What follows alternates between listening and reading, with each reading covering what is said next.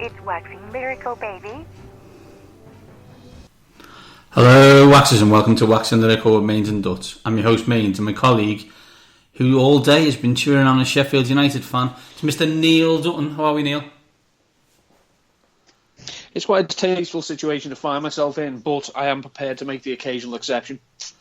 Joe Root is that exception for Dutton. Today has been a big sporting day for Mr. Joe Root.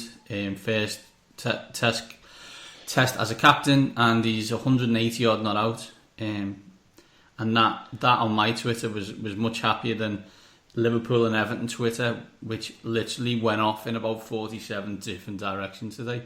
Some of which humorous, most of which, if it's Liverpool, is just depressing. Heart bleeds for you. No heart bleeding, Dutton. It's just you read it and you're like, we may support the same team, but we don't think the same way. Hopefully, before long, you and the rest of your fans will have something to cheer about. But be strong. Fingers crossed, Dutton. Fingers crossed. Speaking of cheering about, we're going to be cheering or querying Dutton's top 10s this week. It's back. We did this last year. We ran through Dutton's top 10s, quarterbacks, running backs, wide receivers, and everybody's favourite tight ends. And didn't pull them apart, but queried some of the positions, some of the rules, and said, how did we get here, Dutton? And we're going to do that again. We've also got a couple of classic weird worlds. They are linked in some way, shape or form, mostly by genitalia, because we're still, although both over 35 years of age, secretly both 14 and laugh at penis gags. Mm-hmm. Willie. I said Willie. Stiffy. And let's get on with it, and let's get straight on with those weird world stories. And the first one is an absolute classic. And for me, you just need to read these. Sometimes I wonder if you need to read the story or do you just go with the headline. But before we do, John, you are a man who is, let's be honest, we're open and honest here. You've had the snip. Yes. Went on, and someone... It was a joyous experience, yeah. Someone tied a knot in your testicles, let's be honest. To be honest, that meant that they wouldn't get massive. However, for a nude sunbather who was injured in Townsville after an eagle mistakes his testicles for turtle eggs, it wasn't such the case, though. A male tourist who chose to sunbathe in a nude, a strange concept, I have to say. You don't want to get your tinkle burnt, but anyway, to each their own. A popular beach, I'm assuming a popular nudist beach was missed out in that sentence. Townsville on the northeast coast of Queensland, of course he's Australian, is recovering from serious injuries to his genitals after being bitten by a seagull. According to a source at the clinic that treated him, he has completely lost one testicle, which, ready, everyone, I suppose 95% of these people are male, so everyone deep breath now, because it's about to get a little bit, this is going to hurt my lower stomach, which imploded under the pressure of the eagle's beak. If that isn't a euphemism for something, I don't know what is. The other testicle was almost severed, but remains hanging on by a thread. Witnesses at Saunders Beach, a popular nudist beach, it is nudist, said that the man's undoing may have been applying sunscreen too liberally to his genitals. Were people watching him putting that additional sun cream on? I think we need to walk away from that part of the conversation. Yeah. Honestly, officer, I thought he was just cleaning it. A Sanders Beach regular witnessed the incident and said this: while we definitely recommend all nudists use plenty of sunscreen, it appears in this case he slathered on a bit too much. I don't really think there's anything to go on, but I just saw the story. I love the headline, and any phrase where I can use to say he completely lost one testicle, which imploded under the pressure of an eagle's beak. Should send a shiver down every male's back, if you know what I mean. One main issue I have is, who is this source who's giving this information out? Because if it happened to me, I wouldn't want the emergency room clinic where I had to go for this devastating injury. I wouldn't want one fella literally ringing up, the Queensland Echo, whatever it is, saying, you are not going to believe what happened today. But I can't say my name. But that's obviously going to happen. Like if you worked as a nurse, heaven forbid, Jesus Christ, I literally couldn't think of 5 people worse. Never mind what's wrong with you. Yeah, Dutton tweeting out pictures of that said person. If you saw something funny, you know and I know, you would text at least 10 people and they would say, that's got to go to the press. This is how these things happen. Just in an emergency room, some dude as his testicle popped by an eagle. # genius. Do you know what I mean? That's probably how it happened. It doesn't bear thinking about. So no, it doesn't. It doesn't. No, it doesn't. So I'm going to give you the next headline. And do you like farms, Dutton? Well, Rainford is a very rural town. We are. It is based. There is an awful lot of farmland. So no. No, I hate farms as well. Mainly because they stink and full of dirty animals. That's just how I work. It's nothing personal against the animals. I just like them on a plate. Covered in sauce, maybe with chips. That's just how I roll. I know it's not a friend of ours, a Mullen / Lister approach to life, but they're wrong and I'm right, and that's how we will carry on with this. If we weren't supposed to eat animals, they wouldn't have been made out of food. So if you don't eat them, Dutton, you can get headlines like this: farmer dies after pig bit off his penis and 3 fingers. So we're not going to read the story, right? Okay? No, please don't. Okay. Well, we will. It's from Mexico anyway. But I'm going to go back to the headline. I'm going to talk it through. Farmer dies after pig bit off his penis and 3 fingers. So the question... Where are his fingers? Correct. Where are his fingers? Why are they so close to his penis? How can the pig see his penis and his fingers? What's going on here? There's sinister things that I'm reading here on this headline that I'm not sure we should be saying, because we're not too keen on being an 18 plus podcast. But I'm just wondering why his fingers and his penis in such close proximity. And should we not be lauding this pig for fighting back against a drooling pervert? So Dutton, here we go. Okay. Local media reports that the pig became aggressive after the farmer provoked it, jumping up and knocking him over. The animal then bit off 3 of his fingers of Mr. Pablo's right hand. It's getting so obvious, it's unbelievable here. And his penis. The farmer was rushed to a hospital and was treated for bite wounds, but in spite their interventions, doctors could not control the bacterial infections caused by the pig's bites. He died sometime after the attack. Yeah, they were too busy trying to repair some fella's bollocks because an eagle had been at him. There's 2 stories here. One's Mexico and one's Australia. I know we're gutted that it's not Florida, but it seems like Australia and Mexico are embracing their inner Florida here. But provoking a pig and getting your penis bit off, I mean, what are you provoking it with? You weren't pointing a stick at it, were you? Well, we don't know, Dutton. I mean, we haven't got any pictures. We don't know what it looks like. And please, if you are going to look for pictures, NSFW. Yeah, exactly. Please put that as your hashtag. People don't need to see this. If you love Weird World as much as me and Dutton, we do. They make us laugh. Or this time, make us a little bit scared about the world in general. And a bit sick. Please tweet us.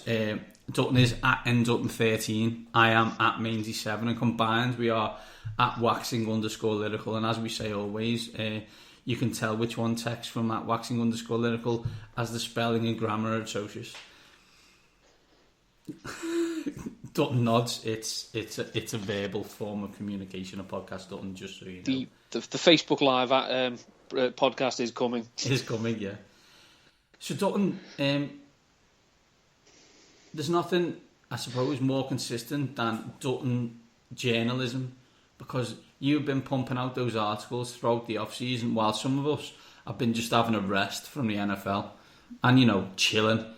But we're getting to the business end now. We're into July. We're getting close to training camp, so it's time to start looking at the top 10's for each of the major position groups from your point of view, so we can review them, understand your thoughts, and maybe question some people who appear on it, don't appear on it, are higher than we expected, or is lower than we expected. So let's I start. should stress that these are projected statistics. This isn't just me, plucking the numbers saying, "Oh, I like him better this week." This is actually using the staff projections at Rotoviz. It takes a top-down approach. So if you put in, someone's going to get, a quarterback's going to throw for 4,500 yards, all the numbers will add up to 4,500. So these are my projections for all 32 teams, all got done, and these are my top 10s of the relevant positions. So didn't include kickers because they don't count. Yeah, we didn't do defence either, because why would we? Mm-hmm. So let's get on with it, Dutton. Please give me your top 10 quarterbacks in order, please. Well, top 10 quarterbacks, I will just one caveat. This top one might change a bit given to the fact he hasn't actually started throwing yet since shoulder surgery.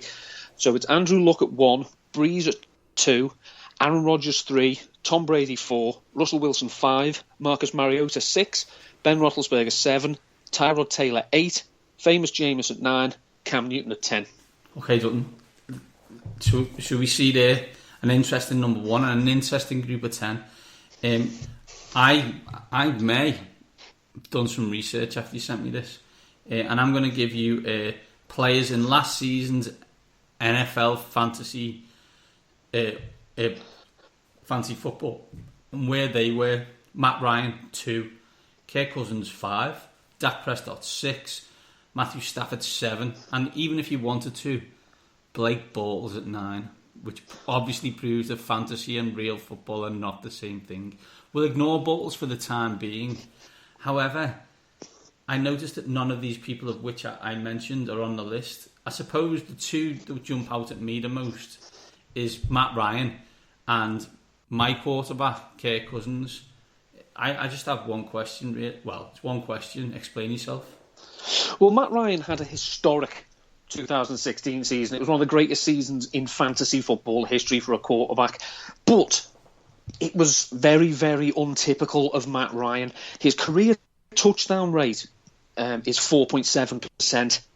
So he throws a touchdown pass at every 4.7%. On 4.7% of his throws. In 2016, that number was jumped to 7.1. His career adjusted yards per attempt is 7.4. In 2016, it was 10.1. Matt Ryan has shown very little beforehand to make me think this isn't a lightning in a bottle scenario. I don't think he's going to be a superstar. I just think that regression is coming and he's going to disappear more towards the middle of the pack. Kirk Cousins, Dutton, what say you on why has he dropped out of the top 10? If you could make one criticism of Sean McVay as an offensive play caller as a Redskins fan, what would it be? We probably threw too much. There you go. Jay Gruden as an offensive play caller has shown a bit more leaning towards being balanced. And obviously they've taken steps to try and improve the run game. They took Samaj Pirine. Rob Kelly's still going to be in the mix. So I think that the Redskins definitely want to try and run the ball a bit more to make Cousins more efficient. But also as well, they have lost an awful lot of talent on the receiving corps, and there are some question marks. How good can Terrell Pryor be? He's been a wide receiver for 1 year. Josh Doxson hasn't been on the field. Jamison Crowder is good for PPR. He's good for the short area, middle of the field. But is he going to be 100 catches? I don't know. So I just think Cousins is a little bit of an enigma because I have questions about the Redskins' offense. I suppose the real big question for me is why is Aaron Rodgers not number 1? I think it comes down to volume. I think that they basically will try again. They want to run the ball more than they did last year, certainly. So I think that will just bring Rodgers back a little bit. I'm not talking huge differences in terms of like total PPR points. There's only about 20 points difference between him and Andrew Luck. Andrew Luck at the Colts, bless him. They've got Frank Gore. They've got no one else to run the ball. So he's going to have to throw the ball. And I don't know if anyone's mentioned, but Drew Brees is really, really good at throwing the ball and, passing for lots and lots of yards. So Rodgers finishes 3. Well, as I say, Luck hasn't thrown yet, so that might knock him down a little bit. It's going to be one of these 3, 1, 2, and 3 this season. So. In this world, I mean, let's explain to people, though, we're talking quarterbacks 1, 2, and 3. but we're not picking them 1, 2, and 3, are No, we? no. Where are we talking? Where are we talking in numbers? Where we would pick them in drafts? Do you think? Well, Aaron Rodgers is going off the board in the third round of standard 12-team leagues. That's too high for my liking. And I know, obviously, the argument, but he's going to be the best one. That's great, yeah. But when you've got no wide receiver and no running back, because you took Aaron Rodgers there, can he make up that much of a shortfall? I personally don't think he can, which is why I'm prepared to wait for quarterbacks and load up on the wide receivers in the first 4 or 5 rounds. Dutton, let's move on to the running backs. Give us your top 10. Top 10 running backs. There's a familiar 3. David Johnson at 1, Le'Veon Bell 2, Ezekiel Elliott 3, DeMarco Murray 4, Devonta Freeman 5, Melvin Gordon 6, LaShawn McCoy 7, Christian McCaffrey 8, J.J. 9, Jordan Howard at 10. London's J.J. London-born J.J. Yeah. I suppose, if you follow Marcus Grant, and if you don't, I'm not sure why you're listening to this show, would tell you, Go away. You need a post-it note that says David Johnson all the time, anytime. But I suppose the question, just for everybody who's a little unsure, why do you take David Johnson over Le'Veon Bell? I haven't projected for more work in the passing game. Obviously, Bell is going to get his, but I've got David Johnson projected to see 128 targets, which is good for 90 receptions, because he said he wants 1,000 yards rushing, 1,000 yards receiving. I've got Le'Veon Bell for 92 targets and 64 receptions. They've both got them both roughly around 1,200 yards rushing, but I just think there's still question marks about the other receivers in Arizona, whereas Le'Veon Bell, we know he's going to get his, but we know Antonio Brown, Martavis Bryant maybe, Jesse James, so it's the passing work that helps, and these are PPR projections, I hasten to add. On that, I'm looking at J.J. and Melvin Gordon. Slight decreases from last season, I assume. Is there a reason for that, or is it just you don't expect them to hit those heights of last year? Well, J.J. is something of a ticking time bomb when it comes to injury. He does have a bone-on-bone condition in his knee, so we don't know how he's going to handle up. He only really started being the starter in week 5. So he hasn't had a full season. We know Miami are going to want to lean on the run more because that made them a better team, but they're going to have a slightly more difficult schedule this year, and Ajayi doesn't really offer much as a pass catcher. Melvin Gordon, again, he did put up wonderful numbers last year, but wasn't terribly efficient if you take away his touchdowns, which he did score a few of. And I think the Chargers are going to have a really good offense, but there's an awful lot of mouths to feed, and their best chance is to put it on Phil Rivers, even though at this stage of the game they should probably be dialing it back for him. But I've still got him. He's still in the top 10, of course. So I don't think he's going to fall off massively. Let's just get into it, Dutton. Are we having a Stanford love-in with Christian McCaffrey?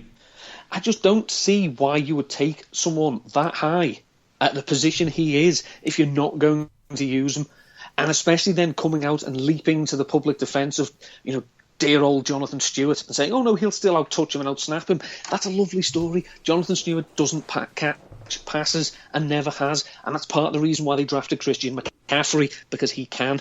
So again, I think McCaffrey, he's not going to, he's not going to win the rushing title, but I think he can, maybe whatever he gets on the ground, he can nearly get through the air as well. And again, it's a PPR format.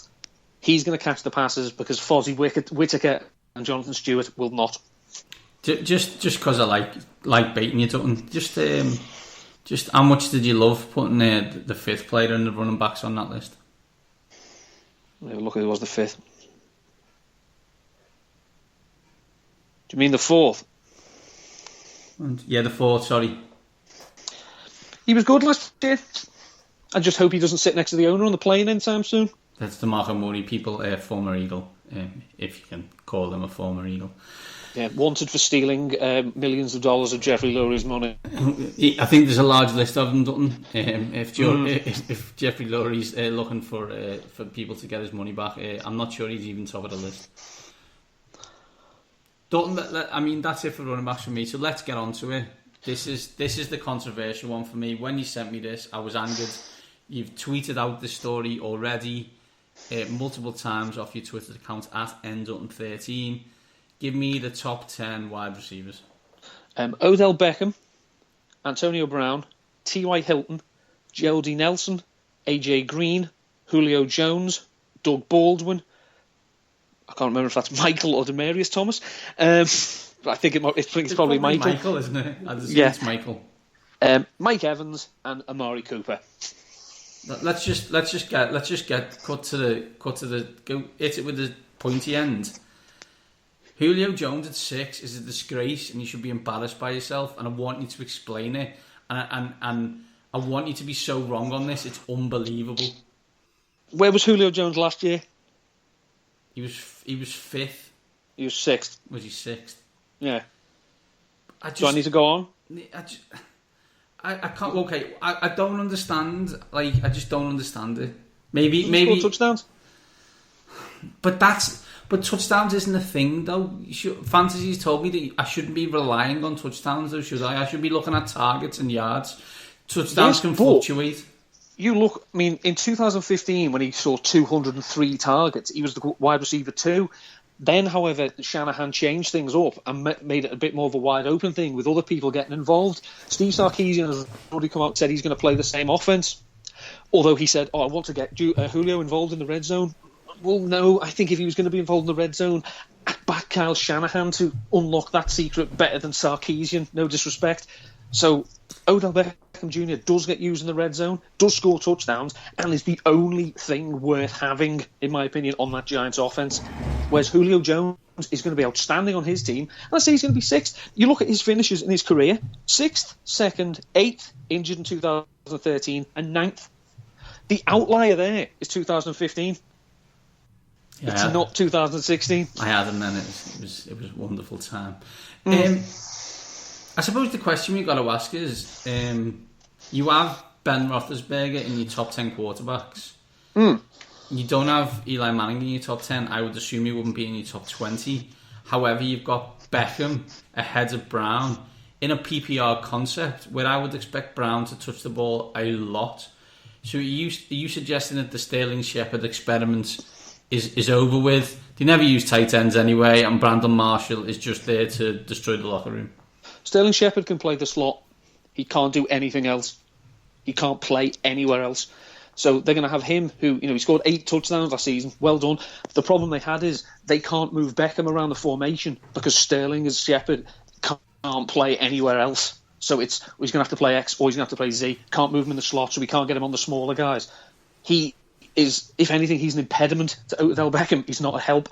Brandon Marshall, as he said, no. Odell's the number 1, I'm just the number 2. Yeah, but as I say, when you've got 3 catches in the first 3 weeks, let's see how that goes down, Brandon. And they've drafted a wide receiver to play tight end. So Big Ben has got Leif Bell to throw to. He's got Antonio Brown. He's got Martavis Bryant, if he's back and got his head screwed on. He's got Jesse James, who I really like. I've got him at tight end 14, little sneak peek there. Eli Manning has literally got nothing else to do but throw it to Beckham. So it's Odell or nothing. I suppose the final one for me, Dutton, you threw the Julio Jones. He was 6th last year. He's 6th this year in my face. Do you know in the NFL fantasy who was number 1 last year? That would be Michael Evans. Michael Evans is 9 in your list, Dutton. I would assume, and you're going to say they need to spread the targets around more, which I can understand. Whereas I actually think it actually gives Evans more targets because he's not covered by 14 people like he would have been last year. So why such a drop from 2 to 9? From 1 to 9, sorry. I think I've got his targets going down from 173 to 146 because I think he's going to see a better quality of targets. So he's not going to be peppered. Like, literally, Jameis Winston isn't just going to think, okay, I've got nothing else, I'm going to have to throw to Mike Evans. So now he's going to get some better situations. I've got him down for fewer receptions, fewer yards, and fewer touchdowns. T.Y. Hilton, it's remarkably similar to pretty much what I've got last season. I've got him, he had 155 targets. I've got 146, 91 receptions, 85, 1448, 1353. The only major difference for T.Y. Hilton is I've got his touchdowns going from 6 to 8, which, to be honest, is that's a big leap for me because T.Y. Hilton has never had more than 6, I think, in a season. So whereas Evans is still going to be effective, I don't think he's going to be as effective because he's not going to be an absolute target monster. He's going to get a better quality of target because of Deshaun Jackson, Cameron Brate, OJ Howard, Chris Godwin, and the like. So the question I have on Hilton, you brought him up there, is that you've mentioned that you don't know if luck will be one because he hasn't thrown again. I assume it's probably easy to say that wherever luck drops, Hilton will drop accordingly. Hilton will probably drop a couple of spots in this, yeah. If and when I have to redo these. But again, you look at the Indianapolis Colts. Now, this makes surprised because the Colts, while we've been watching the NFL, certainly myself, have been very, very wide receiver heavy. We imagine 3 receiver sets, a split, a shotgun, whatnot.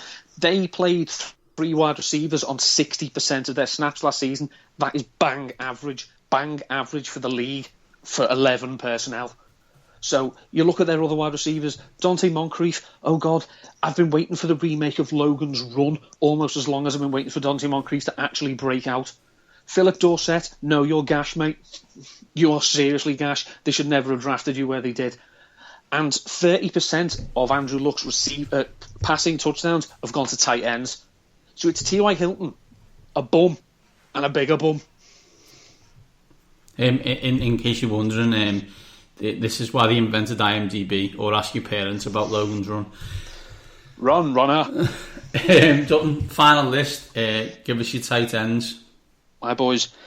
I have Travis Kelce, Rob Gronkowski, Kyle Rudolph, Jordan Reed, Greg Olsen, Eric Ebron, or Enron as I've written here, Delaney Walker, Jack Doyle, Jimmy Graham, and Ben Watson. Love the fact you just snuck in a 1930s gangster from Chicago in your list, just in case I didn't notice. Like, can I catch the boss? Eh?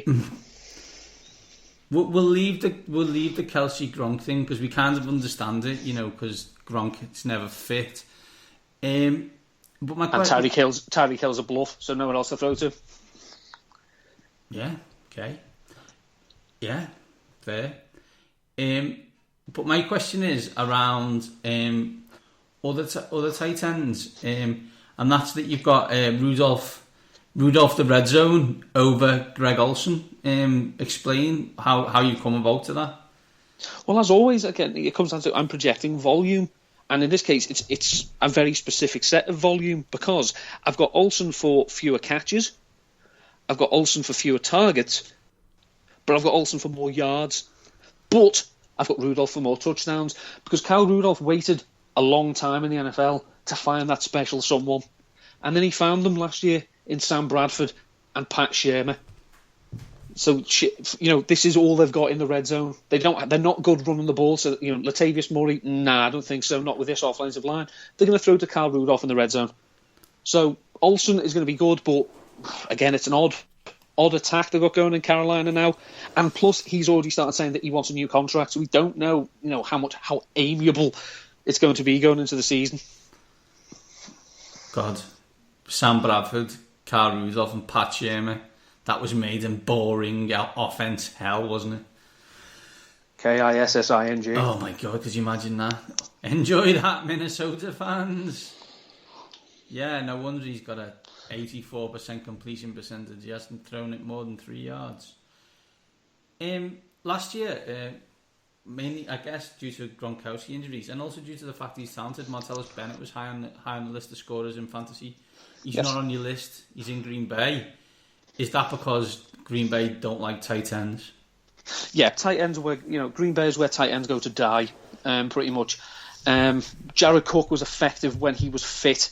Last season he was targeted a lot, but it's a weapon that Aaron Rodgers has got by without. So this idea that this stage of his game, Aaron Rodgers is just going to become, I just need to focus on my tight end when I've got, Jordy Nelson, I've got Devontae Adams, I've got Randall Cobb, I've got Ty Montgomery. Yeah. I'll just give it all to Marty B. No, I don't buy it. I've got him at tight end 19, projected for 44 receptions, 521 yards and 3 touchdowns. Final question on the tight ends, and it's an elephant in the room for me, and I'm a little hurt, I'm not going to lie to you. Last year we did a lot of daily fantasy, and we will do it again this year. And towards the end of the season, there was one man that was constantly on your list, and that man was Hunter Henry. I look at your top 10, and he is nowhere to be seen. Has there been a summer breakup that I was not aware of. It's not been a summer breakup, but there has been someone who refuses to leave the scene. Antonio Gates would not have come back if he didn't think he was still going to have a big part in this offense. So it's not Hunter Henry's show yet.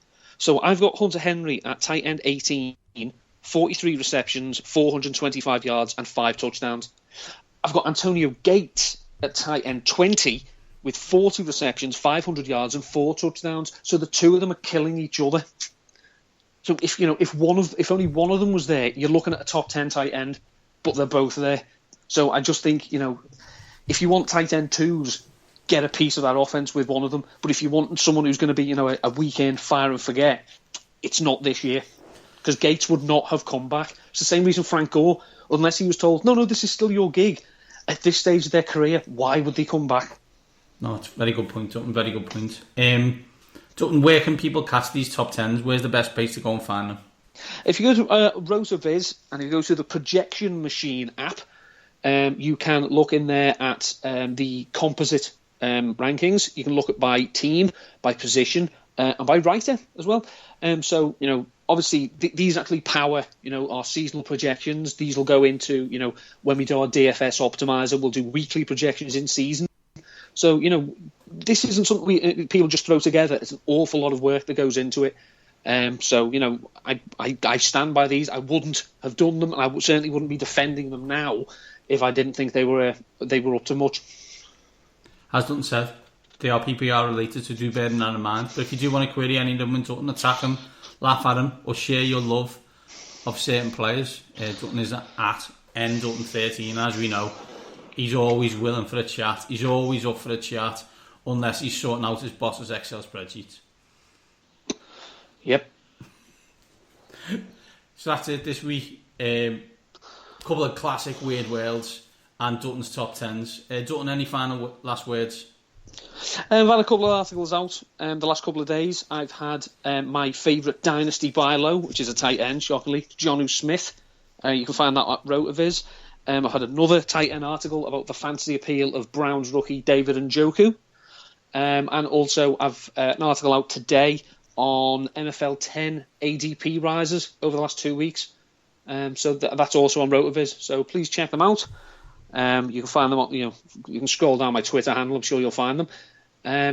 Read, share, comment, abuse, throw things. I'm not bothered. If you want to rate and review this show, head to iTunes, give us a 5-star. Tell people how much you love it. Send it to your friends. Send it to people you hate. I don't care as long as they download and listen, to be brutally honest. As we said before, I'm at Mainzy7, Dutton is at ndutton13, and combined we are at waxing_lyrical. We hope you enjoy the show. Obviously, in the off-season, a little bit more sporadic in what we talk about, but we're getting close to running through those divisional previews. Very, very close. It's coming. And in that note, Dutton, it's time to go. These top guys are well and truly out.